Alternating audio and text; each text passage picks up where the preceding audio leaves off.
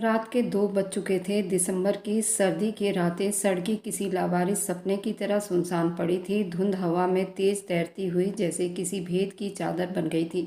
सड़क के दोनों तरफ सन्नाटा, ऐसा जैसा वक्त भी चलते चलते कहीं रुक गया हो। मैं अपनी गाड़ी में बिल्कुल अकेला, हीटर की गर्मी और रेडियो की मध्यम आवाज़ में बगैर किसी मंजिल के यूं ही चल रहा था, बस दिमाग के शोर से बचने के लिए। तभी एक धुंध में वो मंजर मेरी गाड़ी के हेडलाइन के किसी साए पर जाकर टकरा गई। एक लड़की बाहर, 15 साल की, पुराना शॉल ओढ़े, बाल बिखराए हुए, आंखों से आंसू बह रहे थे। वह बिल्कुल सड़क के किनारे खड़ी थी, जैसे किसी फैसले के इंतज़ार में हो। मेरे अंदर तक कुछ जाग गया था, जिसका नाम मैं नहीं जानता था। मैंने गाड़ी धीरे कर ली और शीशा नीचे किया। क्यों रो रही हो? वह चौंकी नहीं, जैसे उसे पहले ही अंदाजा हो गया हो गाड़ी कोई रोकेगा। फिर बहुत धीरे से उसने कहा, पापा के अंतिम संस्कार के लिए पैसे चाहिए। मैं कुछ पल उसे घूरता रहा, दिल में एक ठहाका लगाया, क्या जमाना आ गया है। सड़क पर खड़ी लड़की और ये शब्द। मैंने सोचा, ये भी कोई नया बहाना होगा भीख मांगने का। बाप के अंतिम संस्कार के लिए आंसू बहाकर भीख मांगने का नया स्टाइल चालू हो गया है। फिर उसी पल जैसे मेरे अंदर का घमंड जाग उठा था। मैंने मुस्कुराते हुए कहा, अगर सच है तो नाच कर दिखाओ। मैंने ये सब कहते उस वक्त खुद को बहुत समझदार आदमी समझ रहा था। उस लड़की ने पलकें नहीं झपकाई। उसके चेहरे पर न गुस्सा था न हैरानी, सिर्फ एक चुप्पी जो मेरी ताकत से कहीं ज़्यादा ताकतवर थी। जैसे वो मेरी आंखों में झांक कर कह रही हो, तुम जो कह रहे हो तुम्हारे अंदर की गंदगी है, बाहर की नहीं।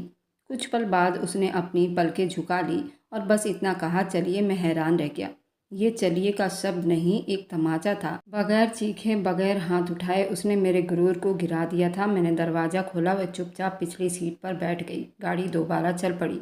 मैंने स्टीयरिंग को मोड़ा, उसकी तरफ देखा। उसकी आंखों में अब भी नमी थी, मगर कोई बात नहीं कर रही थी, कोई तरस की भीख नहीं मांग रही थी, सिर्फ चुप थी। मैंने बात करने की बहुत कोशिश की। नाम क्या है तुम्हारा? उसने कहा, उर्वशी। कहाँ रहती हो? जहाँ पापा पड़े हैं। मैं कुछ और पूछना चाहता था, मगर कुछ भी कहना बेमन लग रहा था। गाड़ी एक क्लब के बाहर रोक दी। अंदर रोशनी ठहाके, वही दुनिया जिसमें मैं पलता आ रहा था। वह दुनिया जहाँ आंखें सिर्फ जिस्म देखती थी, आत्मा नहीं। यहाँ नाचो, मैंने बड़ी तीखे शब्दों में कहा था, मगर अब मेरी आवाज़ में वह ताकत नहीं थी। वह गाड़ी से उतरी, सर्दी से कांप रही थी, मगर कदम मजबूत थे। अंदर दाखिल होते ही नजरें उस पर जम गई। मर्दों के चेहरे पर वही दरिंदगी जो चमकती रोशनी में छुप जाती है। वह स्टेज के पास गई। किसी ने पूछा, ये कौन है? मैंने कहा, मेरी मेहमान है। स्टेज पर डांस शुरू हो गई थी। रोशनी उसके चेहरे पर पड़ी। वह धीरे धीरे हरकत करने लगी। उसके जिस्म में वह जादू थी जो यहाँ किसी डांसर में नहीं थी। उसके कदम झुक रहे थे, जैसे हर कदम उसे बीते हुए कल की तरफ धकेल रहे हों। लोग तालियां बजा रहे थे, कुछ नोट फेंक रहे थे, कुछ मुस्कुराहट लिए, लेकिन मैं बेबस बैठा उसे देखता रह गया। मेरे अंदर कोई सवाल जाग उठा था, कोई बेचैनी, कोई जज्बा जो मैं बरसों से दबाता आ रहा था। मुझे यूं लगा जैसे स्टेज पर नाचती वे लड़की नहीं, मेरा अपना ज़मीर है जो मेरे सामने बेबस हो रही है। नाच खत्म हुआ। वह चुप से स्टेज से उतर गई, जमीन से नोट चुन रही थी और मेरी तरफ देखे बगैर बाहर निकलने लगी। मैंने पीछे से आवाज़ दी, कहा, देखा तुम झूठ बोल रही थी ना। भला बाप के मरने पर नाचता कौन है? मेरा शब्द हंसी से लिपटा हुआ था, मगर दिल में कहीं कोई मलाल महसूस हो रही थी। वह रुकी, उसके कदम जवाब दे रहे थे। वह अब तक बोझ ढो रही थी। एक पल को तेज हो गई। उसने धीरे से सर घुमाया, फिर मेरे को देखा। आंखों में वही नमी थी जो हार मानने वालों के अंदर होती है, जैसे वह आंसू नहीं सवाल हो, जैसे वो मुझसे कुछ पूछ रही हो जो मैं जानबूझकर भी अनजान बनना चाह रहा था। उसकी आवाज़ कांप रही थी, लेकिन उसमें ऐसी कोई चाहत दिखाई नहीं दे रही थी, बस एक ठहराव और एक दर्द था। उसने कहा, साहब, मेरे पापा की अर्थी को कंधा दे दो, वरना सारी रात उनकी मिट्टी बाहर पड़ी रहेगी। मेरे अंदर कुछ थम सा गया, जैसे दिल की धड़कन ने एक पल को रोक लिया हो। उस शब्द को सुनकर मेरे होठों पर कपकपी सवार हो गई। मैं कुछ कहने ही वाला था, वह गले में अटक गया। पहली बार मुझे महसूस हुआ, शायद मैं कुछ ऐसा देख रहा हूँ जो मैं समझने के काबिल नहीं। वह कोई आम लड़की नहीं थी। उसका सच देखकर मैं हैरान रह गया। उसकी थकान, ये सब कुछ मिलाकर मेरी हंसी को मार गए थे। मैंने खुद को संभालने की कोशिश की, होठों पर एक झूठी सी हंसी वापस लाते हुए कहा, अगर सच में तुम्हारे पापा की मृत्यु हो गई है तो मैं तुम्हें 50 लाख रुपए का इनाम दूंगा। वो मेरी आंखों में आंखें डालकर कुछ देर देखती रही, फिर बगैर कुछ कहे मुड़ी और बाहर की तरफ चल दी। उसके पीछे मैं भी हो लिया। मुझे ये सब मजाक लग रहा था। मुझे लगा जैसे मैं कोई फिल्म देख रहा हूँ या किसी खेल में शामिल हो गया हूँ। जिसमें आखिर में सब हंस पड़ते हैं। मगर दिल का एक कोना कह रहा था, ये खेल नहीं, ये कोई तमाशा नहीं, कोई कहानी नहीं जिसकी शुरुआत हो मगर अंजाम अभी मेरे बस में नहीं। गाड़ी की तरफ जाते हुए मैंने देखा कि उसके कदम और भी बोझल हो रहे थे, जैसे वह खुद से लड़ रही हो। ये बात सच है, वह सीन मैंने अपनी आंखों से देखा था। वह दरवाज़ा खोली और चुप से बैठ गई।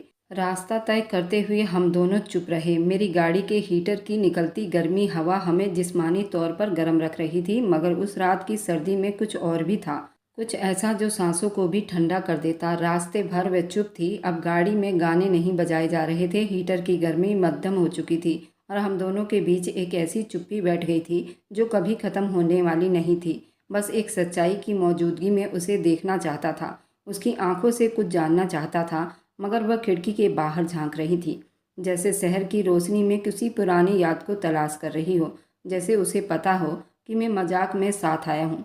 मगर वह भी शायद बहुत उदास हो चुकी थी, या पहले ही उदास थी। मेरी सांसें बोझल थी, दिल में एक अनजानी सी घबराहट, शायद इसलिए कि मैं पहली बार किसी ऐसी हकीकत की तरफ जा रहा था जिसे मैं हमेशा पैसों के पीछे छोड़ देता था। सड़कें तंग होती गई, आसपास के मकान के हाल बहुत बुरे थे। हर टक्कर पर एक अजनबी आंख गाड़ी को घूर रही थी। कुछ सड़क पर हिचकोले खाने लगी। मैंने उर्वशी की तरफ देखा, उसका चेहरा बिल्कुल चुप था, ना कोई डर था ना घबराहट, जैसे वह बरसों से इसी रास्ते पर चल रही हो। वह एक दरवाजे के सामने रुकी। मैंने गाड़ी बंद की, दरवाज़ा खुद ब खुद खुल गया। अंदर से किसी ने नहीं खोला, वह पहले ही जैसे किसी ने वक्त के साथ हथियार डाल दिए हो। अंदर दाखिल होते ही हवा में एक खास तरह की बूंद थी। कमरे की गरीबी साफ दिखाई दे रही थी। मेरे कदम धीरे धीरे बढ़ने लगे। एक छोटे से आंगन से गुजरकर हम एक कमरे में दाखिल हुए, जहां एक पुरानी चारपाई पर सफ़ेद चादर तनी हुई थी। उसके पास दो छोटे बच्चे बैठे हुए थे। दोनों के चेहरे पर न आंसू थे न सवाल, सिर्फ एक वीरानी थी। मेरी आंखें कुछ पल के लिए चारपाई पर जमी रह गई। फिर उर्वशी ने धीरे से बढ़कर चादर को एक तरफ से हटाया। नीचे उर्वशी के पापा की लाश थी। चेहरा पीला पड़ चुका था, होंठ सूख चुके थे, आंखें बंद थी, लेकिन चेहरे पर ऐसी थकान जैसे बरसों की लड़ाई में थक गए हों, जैसे वह मजदूरी कर करके गरीबी में बीमारी से मर गए हों। अब उनकी आत्मा को सुकून मिलना बाकी है। मेरे कदम कांपने लगे थे। वह लड़की सच कह रही थी, और मैंने उस लड़की के साथ क्या किया था। मेरे कदम पीछे की तरफ हटने लगे, मगर मेरा जिस्म अब हरकत नहीं कर रहा था। आंखें आंसुओं से भरने लगी, मगर मैंने सब्र किया। मेरे जैसा आदमी जो अपनी दुनिया में मगन रहता था, हर चीज़ पैसों में खरीद लेता था, आज मैं किसी के दुख का सौदा भी कर लिया था। आज उस चारपाई के सामने बेबस खड़ा था। उर्वशी की सांसें तेज हो रही थी। उसने मुझे देखे बगैर कहा, कल रात जब पापा को बुखार हुआ तो दवाई खरीदने के पैसे नहीं थे। मैंने पास के दुकान पर उधार मांगा, मगर दुकानदार ने नज़र ऐसी डाली जैसे कीमत कुछ और मांग रहा हो। मैं भाग आई। रात भर पापा के जिस्म जलता रहा। छोटे भाई बहनों ने पानी पिलाया, मगर कुछ फ़ायदा नहीं हुआ। सुबह सांस टूटी, मैं सड़क पर आ गई। शायद कोई भगवान का भक्त मिल जाए, या कोई तमाशा ही। उसकी आवाज़ में वह कपकपाहट थी जो भूख थकान से बेहाल होती है, लेकिन साथ में एक अजीब सी खुददारी थी, जैसे वह जानती हो आज उसने अपना आखिरी दाव भी चल दिया है। मैंने गर्दन झुका ली और चुप से एक कुर्सी पर बैठ गया। मेरे दिमाग में शोर मचने लगा। जिस लड़की को मैंने सड़क पर एक बहानेबाज समझा था, शायद झूठ बोलने वाली लड़की समझ बैठा था, वह अब मेरे घमंड के सामने आईना रख रही थी। मैंने अपनी पूरी ज़िंदगी में सैकड़ों झूठ देखे थे, सैकड़ों मक्कारी देखे थे, लेकिन आज पहली बार एक सच ने मुझे चुप करवा दिया था। उर्वशी ने फिर बात शुरू की। माँ हमें बचपन में छोड़ गई थी। मेरे पापा टेलर का काम करते थे। मैं बड़ी थी तो मैं और घरों में बर्तन धोने का काम कर लिया करती थी। इस तरह हमारा गुजारा चल रहा था। पिछले 1 साल से मेरे पापा को कैंसर हो गया था और हमारे पास इलाज के पैसे भी नहीं थे। इस बीमारी से चल बसे। आस पड़ोस में लोगों ने हमारी मदद की थी, लेकिन वे कब तक करते, वे भी थक चुके थे। आस पड़ोसी भी हमसे कतराने लगे थे, हमें देखते ही छुप जाते थे। उन्हें पता था अब उनके घर में कोई कमाने वाला नहीं। मैं लोगों के घर में बर्तन मांजकर एक टाइम का खाना पूरा कर पाती, और आज मेरे पापा भी इस दुनिया से चले गए। मैं उनके अंतिम संस्कार के लिए सड़क पर भीख मांगने के लिए गई, ताकि उनकी अंतिम संस्कार अच्छे से कर सकूं और उनके आत्मा को शांति मिल सके। लेकिन अफसोस, मेरे दुख को भी मजाक बना लिया गया था। मैंने उसकी आंखों की तरफ देखा। उनमें रोशनी नहीं थी, लेकिन वह खाली भी नहीं थी। जैसे वह आंखें अब सपने नहीं देखती थी, सिर्फ हकीकत को गिनती थी। हर दिन, हर रात, हर भूख, हर पल वो बच्चे चुप्पी में बिता रहे थे। शायद उन्हें भी मौत समझ आ गया था। शायद वे समझ चुके थे, लेकिन बर्दाश्त की आदत हो चुकी थी। उर्वशी की बातों में अब भी कोई झुकाव नहीं था, कोई विनती नहीं थी। वह सच कह रही थी और वह सच मेरी हड्डियों में उतर रहा था। परसों रात जब मैं काम करके घर आई तो पापा बेहोश थे। मैंने सारा दिन भूख में बिताया था, कुछ भी कर सकती थी मगर मेरे पास कुछ कहते हुए मेरी तरफ देखा। मैंने नज़रें चुराई। वह पल ऐसा था जैसे किसी ने मेरे अंदर पत्थर मारा हो। वह लड़की जिसे मैंने तमाशा समझा, उसकी मजबूरी पर हंस रहा था। आज मेरे सब जगह चोट लगी थी, इंसानियत पर। उसने अपने ज़मीर को भी बेच दिया था। अपने पापा के अंतिम संस्कार के लिए नाच लिया, लेकिन अपने पापा के आत्मा की शांति के लिए वह सब कुछ करना चाहती थी जो उसने आज तक नहीं किया था। उसकी बातें सुनकर मैं अपने ही नज़रों में गिर चुका था। मेरी अमीरी, मेरे शब्द, अब मुझे सब कुछ बेमोल लग रहे थे। कमरे में चुप्पी थी, लेकिन यही चुप्पी सवाल कर रही थी मुझे। मेरे ज़मीर से, मेरे अंदाजे से। उर्वशी ने चादर दोबारा लाश पर डाल दी और बच्चों के पास बैठ गई। मैं कुर्सी से उठा धीरे धीरे दरवाजे की तरफ बढ़ा। कुछ पल रुक कर पलटा और एक आखिरी बार उस कमरे को देखा। वहीं मेरे घमंड की अर्थी उठ चुकी थी। मैं सोच रहा था, इसके पापा की अर्थी की कीमत क्या थी? शायद मेरी घमंड की अर्थी उसी पल उठ चुकी थी। मैं दरवाजे पर खड़ा था, लेकिन कदम जैसे आगे बढ़ाने से मना कर रहा था। कमरे में वही चुप्पी गूंज रही थी, मगर अब वह चुप्पी मेरे अंदर बोझ बन गई थी। मैंने सारी जिंदगी झूठ, चालाकी, कारोबार और फायदे में बिता दी थी। लोगों को परखना, खरीदना, बेचने का मैंने सीखा था, मगर आज पहली बार किसी इंसान की सच्चाई के सामने खड़ा था। बेबस मेरे हाथ कांप रहे थे। मेरे जैसे आदमी हमेशा बड़े बोल बोलते हैं, मगर जब दिल पर चोट लगती है तो शब्द दाग बन जाते हैं। धीरे धीरे मैं वापस पलटा, उर्वशी के करीब आया, जो अभी भी जमीन पर बैठे अपने भाई बहनों के सर सहला रही थी। उन बच्चों के आंखों में वो चुप्पी थी जो चीखों से ज़्यादा दर्दनाक थी। मैंने चुपचाप अपनी जेब से कुछ चेक बुक निकाली और उस पर साइन कर दिए। वह 50 लाख का चेक था जो मैंने कहा था, अब वह हकीकत बन रहा था और मेरे कहे गए शब्द गुरूर की लाश पर लिखी जाने वाली लकीर लग रहा था। चेक भरकर मैंने धीरे से उर्वशी की तरफ बढ़ाया था। वो मेरी तरफ नहीं देख रही थी, बच्चों के साथ बैठी थी। मैंने चेक उसके सामने रखा था।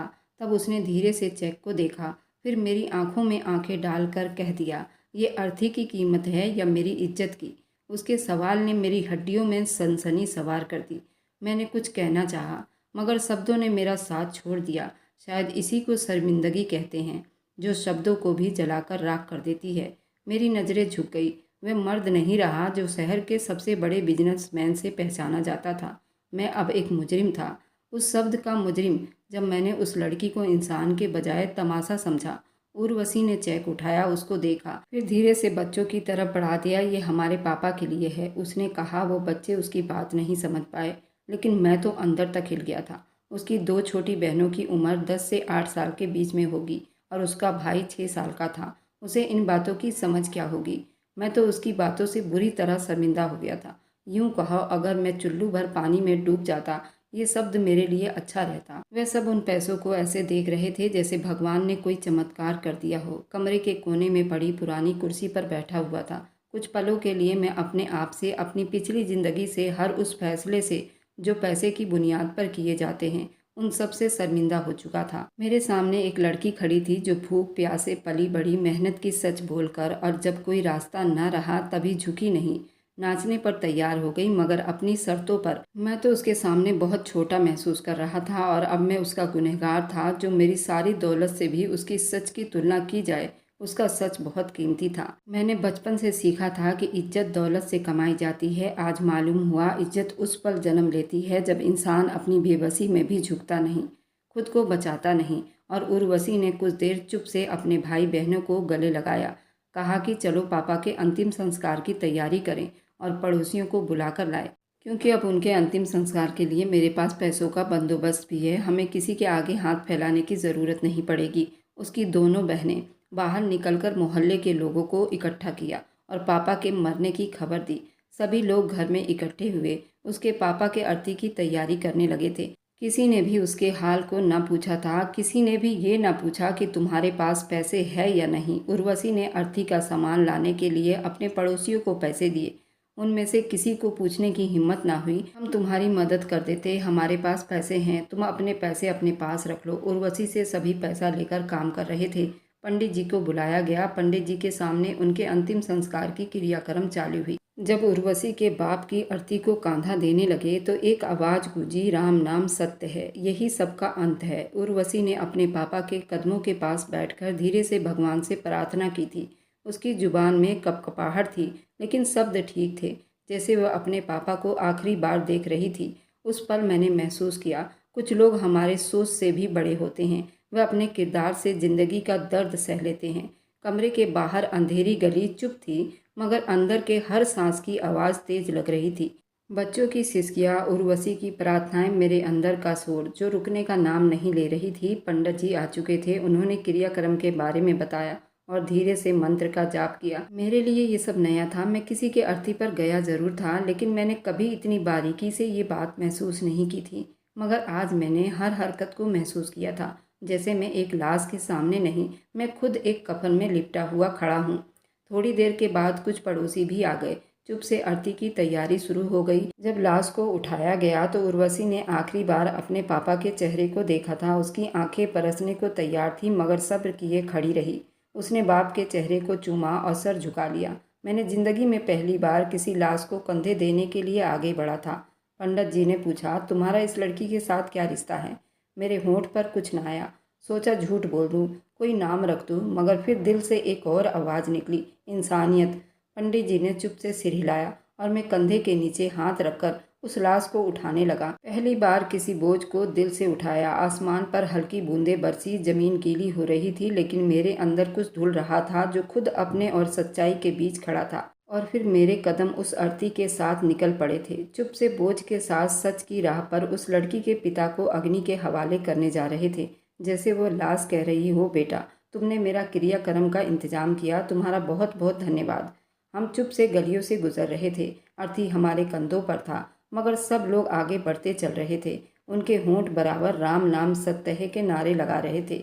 उनके चेहरे पर रोशनी थी और एक ऐसा सुकून जो मेरे अंदर कहीं नहीं था। मेरे दिल में जो प्रार्थना थी वह जुबान पर नहीं आ रही थी।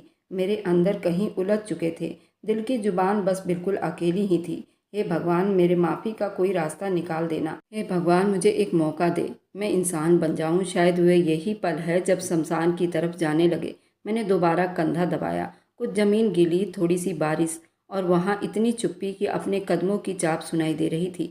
शमशान में आरती को नीचे उतार दिया गया। उर्वशी ने एक पल को ज़मीन की तरफ देखा और उसकी पलकें बिल्कुल उसी को तक रही थी। अब उसके अंदर आखिरी उम्मीद भी टूट रही थी।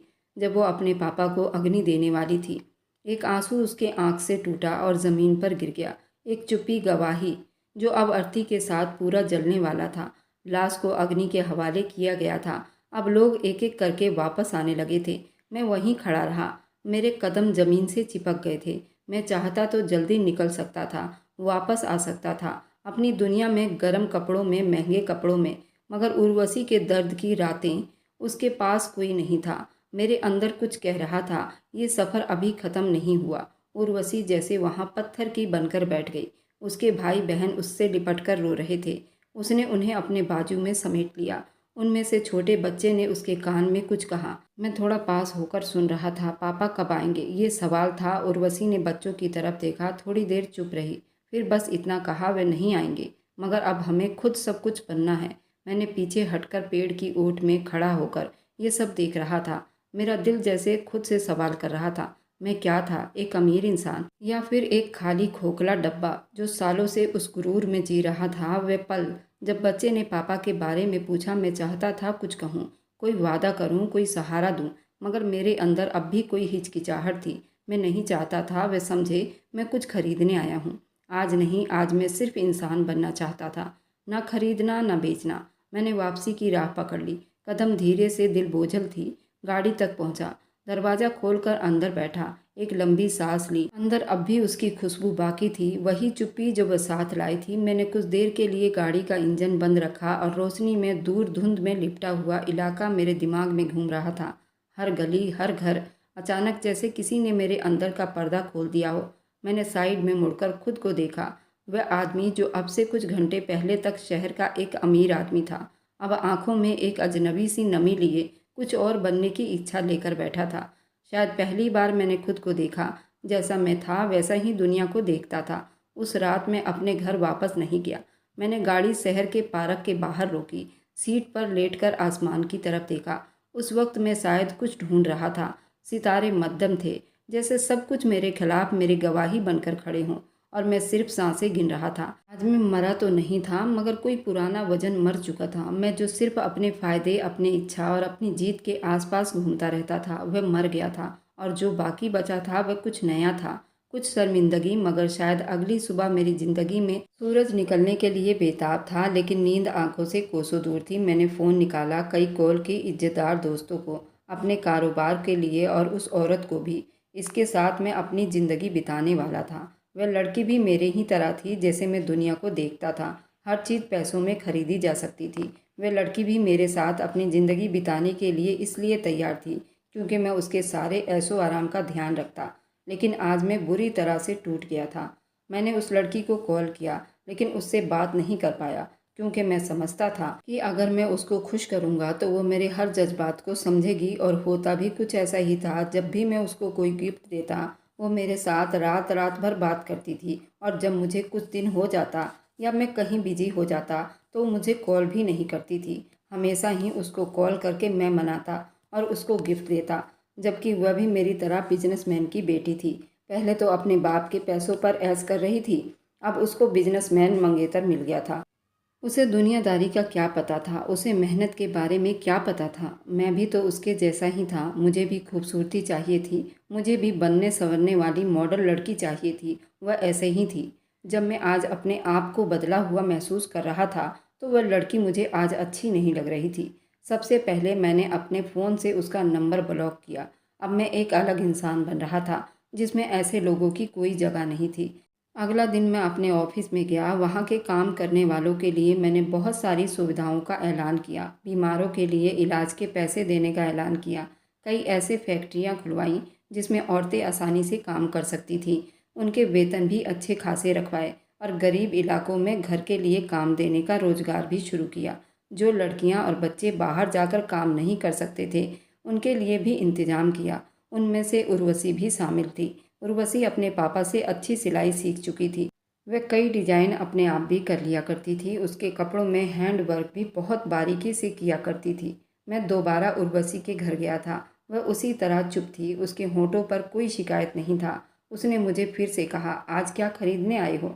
मैं शर्म से पानी पानी हो गया। मैंने कहा, उर्वशी, मैंने तुम्हारे भाई बहनों को पढ़ने लिखने का इंतज़ाम किया है, और अभी तुम्हारी उम्र भी इतनी नहीं हुई, तुम भी पढ़ सकती हो। उर्वशी ने कहा, साहब, उस दिन सिर्फ मैंने अपने बाप के अंतिम संस्कार के लिए अपने ज़मीर को और अपने आत्मा को बेचा था, लेकिन अब मैं खुद कमाकर खा सकती हूँ। मुझे आपके उपकार की ज़रूरत नहीं है। ना मैं अब अपना ज़मीर बेचूंगी। हाँ, मैं रात को सिलाई करती हूँ और दिन में लोगों के घरों में साफ़ सफाई का काम करती हूँ, जिसमें अपने भाई बहनों और अपना पेट भर लेती हूँ। उर्वशी की बातों ने मुझे अंदर तक हिला दिया था। मैंने कहा, मैं तुम्हें खरीदने नहीं आया, मैं अपने पापों का पश्चाताप करने आया हूँ। शायद मैंने बहुत पाप किया है, और अगर तुम मेरा उपकार लोगी तो शायद मेरे पाप धुल जाए। उर्वशी ने कुछ न कहा। मैं उसके भाई बहनों का स्कूल ड्रेस और उनके स्कूलों की फीस की रसीद उसके सामने रख दी, और मैं वापस चला आया। फिर मैं कई महीने उसके दरवाजे पर नहीं गया। उसने अपने भाई बहनों को पढ़ाने के लिए स्कूल भेजा था, क्योंकि मैंने उस स्कूल टीचर से पता करवाया था इस नाम के बच्चे स्कूल आ रहे हैं या नहीं। वहाँ से मुझे पता चल गया था उर्वशी ने अपने भाई बहनों को स्कूल भेज रही थी। और अब उर्वशी को पता चला उसके मोहल्ले में भी मैं घर के लिए लोगों को काम दिया है, तो उसके दिल में मेरे लिए थोड़ी नरमी पैदा हुई थी। मैं कई महीनों के बाद उसके घर दोबारा गया था। आज उर्वशी ना कुछ बोली, मुझे कुर्सी पर बैठने को कहा और मेरा धन्यवाद किया। उसकी छोटी बहन ने मेरे लिए चाय बनाकर लाई। शायद उर्वशी मुझे माफ़ कर चुकी थी। आज मैं उससे फिर से कुछ मांगने गया था, लेकिन इस बार उसने मुझे मना नहीं किया। मैंने कहा कि तुम्हारे मोहल्ले में तुम्हारी बहुत चर्चा है कि तुम हाथ की कढ़ाई बहुत अच्छा करती हो और कपड़े भी बहुत अच्छा सीती हो। तुम मुझे अपना सैंपल दे दो, मैं कारीगर को दिखाऊंगा। अगर तुम्हारा डिज़ाइन पसंद आया तो तुम्हें फैक्ट्री में अच्छी नौकरी मिल जाएगी, और तुम अपनी ज़िंदगी और अच्छे तरीके से बिता पाओगी। आज उर्वशी के चेहरे पर कोई तनाव नहीं था। आज वह बड़ी नरमी से बात कर रही थी। वह तुरंत जाकर अपना सैंपल ले आई। मैं उसके सैंपल को लेकर अपने फैक्ट्री के कटिंग और डिज़ाइन मास्टर के पास गया। मेरे फैक्ट्री के डिज़ाइनर और कटिंग मास्टर ने उसके सैंपल को बहुत सराहा था। फिर उर्वशी को मेरे ही फैक्ट्री में जॉब मिल गई थी, जो कि उसने खुद अपनी मेहनत के बलबूते पर किया था। मैंने उस पर कोई एहसान नहीं किया था। इसी तरह उसका डिज़ाइन हर महीने अलग होता था और वह ट्रेंडिंग में चला जाता। उर्वशी का नाम अपने छोटे से इलाके से निकलकर अब बड़े बड़े शहरों में धूम मचाने लगी थी। हर जगह उसके डिज़ाइन को सराहा जा रहा था। उसका नाम हर शहर और हर क्षेत्र में बढ़ता जा रहा था। उसके भाई बहन भी पढ़ने लिखने में बहुत तेज़ थे। जो कुछ भी उर्वशी ने किया था वह अपनी सच्चाई और अपनी मेहनत से किया था। उसके नाम के सामने मेरा नाम तो बहुत छोटा लगता था। अब हर क्षेत्र में हर लड़की के ज़ुबान पर सिर्फ उर्वशी का नाम होता था। कैसे वह छोटे से इलाके से निकलकर अपनी मेहनत के बलबूते पर कितना बड़ा नाम कमाया था और वह एक सच्ची और मेहनती लड़की थी। एक दिन मैं यूं ही सो रहा था जब मेरे फ़ोन पर उर्वशी का नंबर जगमगा रहा था। मैं तो खुशी से फूले नहीं समा रहा था। आखिर उर्वशी ने मुझे कॉल की और कहा कि आप सच में बहुत अच्छे इंसान हैं। आपका मैं जितना धन्यवाद करूं उतना कम है। आखिर उर्वशी क्या बात है, मुझे तुम क्यों शर्मिंदा कर रही हो? उसने कहा कि मैं आज बहुत खुश हूँ। मेरे तीनों भाई बहनों ने अपने अपने कॉलेज में टॉप किया है और इसकी वजह मैं आपको समझती हूँ। मैं उर्वशी को कहा, नहीं, उसकी जिम्मेदार सिर्फ तुम हो। तुम्हारी मेहनत का सिला भगवान ने तुम्हें दिया। बस भगवान तो इंसान को जरिया बनाता है और शायद भगवान ने इस काम के लिए मुझे चुना था। उर्वशी फ़ोन पर रोने लगी और कहा, तुम एक बहुत अच्छे इंसान हो। मैंने अपने कांपते होठों से उर्वशी से एक बात कही। मैंने कहा, उर्वशी, अगर तुम्हें अपने जीवन में किसी सच्चे साथी की तलाश हो तो उसमें मेरी गिनती ज़रूर रखना, क्योंकि आज मैं जो कुछ भी बना हूँ सिर्फ तुम्हारी वजह से बना हूँ और मैं अपने आप को बहुत खुश नसीब समझूंगा अगर तुमने मेरी दोस्ती स्वीकार की। इतना बोलने के बाद मैं उर्वशी के जवाब का इंतज़ार करने लगा। उर्वशी ने रोते हुए कहा, मुझे आपको अपना जीवन साथी बनाने में बहुत फ़ख्र महसूस होगा, लेकिन मेरी शर्त है। मैं फ़ोन के इस तरफ बिल्कुल चुप था। मैंने कहा, मुझे आपकी सारी शर्तें मंजूर है। उसने कहा, मैं जैसे मेहनत कर रही हूँ और शादी के बाद भी ऐसे ही मेहनत करूँगी और मैं अपने कमाई से अपने भाई बहनों की मदद करना चाहती हूँ। मैं उर्वशी को कहा, मैं तुम्हें काम करने से कभी नहीं रोकूंगा। जो तुम्हारी इच्छा होगी तुम कर सकती हो। इसी तरह उर्वशी शादी करने के लिए तैयार हो गई और मैंने उर्वशी के साथ शादी कर ली। लेकिन जैसे ही मैंने उर्वशी के साथ शादी की, मेरी मंगेतर ने इस बात से हंगामा खड़ा कर दिया था। उसने मेरे ऊपर केस कर दिया। ये बात मैंने उर्वशी तक नहीं जाने दी। मैं उर्वशी को किसी कीमत पर भी परेशान नहीं करना चाहता था। मेरे जीवन में वो शामिल हो गई थी, इससे अच्छा कुछ था ही नहीं। आज मैं पूरा इंसान बन चुका था। भगवान भी उसी को चुनता है। उसे पता है ये अपने आप को बदल सकता है और भगवान उसके सामने ऐसी सच्चाई को लाता है जिससे उसकी आंखें खुलकर दुनिया को सही नज़र से देखने लग जाती है। नहीं तो दुनिया में ऐसे करोड़ों लोग हैं जो अपने जैसा सामने वाले को समझता है। अगर बुरा इंसान होगा तो उसके अंदर बुराई ही नज़र आएगी और उसके सामने ऐसे ही बुरे लोग आएंगे। और मेरी वीडियो आप लोग जहाँ कहीं से भी देखते हैं, कमेंट में अपने शहर और राज्य का नाम ज़रूर बताइए। मुझे आप लोगों के कमेंट पढ़ने में बहुत आनंद आता है और उन सभी का मैं बहुत बहुत धन्यवाद करना चाहती हूँ जो लोग मेरी वीडियो को देखते हैं, लाइक करते हैं और शेयर करते हैं। अगर आपको आज की कहानी पसंद आई है तो वीडियो को ज़रूर लाइक कीजिएगा और अपने दोस्तों के साथ शेयर भी कीजिएगा। और हाँ, अगर आपने अभी तक हमारे चैनल को सब्सक्राइब नहीं किया है तो ज़रूर सब्सक्राइब कर लें। मिलते हैं हम अपनी कल की एक और नई दिलचस्प कहानी के साथ। मुझ पर सदा अपना प्यार और स्नेह बनाए रखें। सभी को मेरा प्यार भरा नमस्कार दोस्तों। खुश रहें, स्वस्थ रहें, मस्त रहें।